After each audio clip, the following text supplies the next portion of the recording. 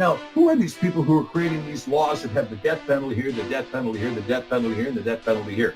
They are the same people who insisted on the blood sacrifices, although Jeremiah 7:21 says, burnt offerings and sacrifices I did not command you when I brought you out of the land of Mitzrayim. But they insisted on setting up a temple and sacrificing and sacrificing and sacrificing. And Isaiah said, I've had it with your new moons and Sabbaths. Your hands are full of blood. Stop the sacrifice. Mashiach died on the cross and said it is finished. Now, these same people who want to propose these Noahide laws with its decapitation for anybody they don't like are the ones who are sacrificing animals again in Jerusalem in the high place. Okay, slide 14. Theft is forbidden. The command is consistent with the 10 Devarim, actually given to us in writing in both Shemot 20 and Devarim 5, but why are others cut out? Under the Noahide laws, Gentiles don't have to honor their father and their mother, even though that law was actually given to Noah. They can obviously bear false witness, and covetousness is obviously permitted. You know, you have fraud by omission, right? You have fraud by omission. Oh, we left that out. And when, believe me, in the rabbinical world, when you leave something out as a prohibition, that means you can do it. In other words, if it says no adulterous and incestuous relations, but we didn't say no sex with children is in. Okay, Noahide number 6. Eating the flesh of a living animal is forbidden. All right, okay, I guess somebody did this back in the old days. You know, hey, we need a leg of lamb. Go cut off the lamb's leg and then let him go around with 3 legs for a while. I mean, nobody does that now in the modern world, but I guess they did in the old world. It's interesting, and given that the teaching of the apostles is to avoid meat sacrificed to idols. You see, when you talk about what's in the book of Acts, here James is telling them, look, tell them not to eat meat sacrificed to idols.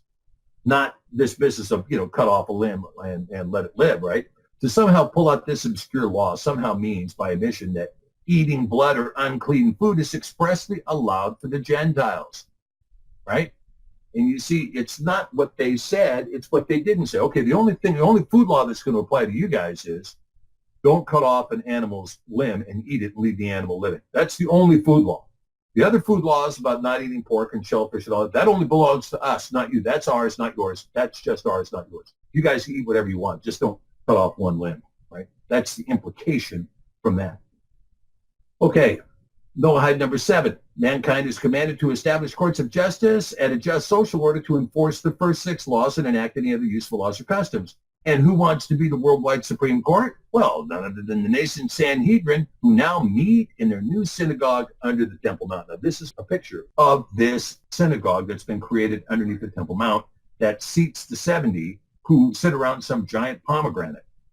Now, I don't know what the deal is with the giant pomegranate. I guess because the pomegranate is full of seed, they eat the fruit full of seed, therefore it's somehow fruitful or, you know, harvestful or something. I don't know. But anyway, they have the giant pomegranate, and the 70 sit around it under the Temple Mount. This is the proposed World Supreme Court, the nascent Sanhedrin, who will be adjudicating our guilt or innocence under these trumped up, phony, fakey, rabbinically created Noahide laws. The Noahide laws have no place in the United States and should be foreclosed by international law to be inapplicable in all nations with the possible exception of Israel. In addition to being an open contradiction to the Torah, anathema to the teaching of the Mashiach, and fraudulent in their creation, they also violate the First Amendment to the United States Constitution. End of argument. Now, let's talk about the claims of the Noahide laws, right? And we're going to go into these a little bit, and we're going to see why these Noahide laws are just absolutely full of beans, okay? Here's the claim. To the Jewish people, God gave the entire Torah teaching as their law. They therefore have a special responsibility with special commandments to be the priesthood of the world and a light unto the nations. Okay, this is from the Jews and Hasidic Gentiles united to save America, okay, or JHAG USA. Now, here's the scripture that says, you're dead wrong, you're completely wrong. And Moshe went up into Elohim, and Yahweh called unto him out of the mountain, saying, thus shall you say to the house of Yaakov and tell the children of Yasharel. Does it say to the house of Judah only? No, it says to tell the children of Yasharel, all of the tribes. Ye have seen what I did to the Mitzrayim, and how I bore you out on eagle's wings and brought you into myself. Now, therefore, if ye will obey my voice indeed and guard at my covenant, then you shall be a peculiar treasure unto me above all people, for all the earth is mine, and you shall be unto me a kingdom of priests and a holy nation. These are the words which you shall speak unto the children of Yasharel.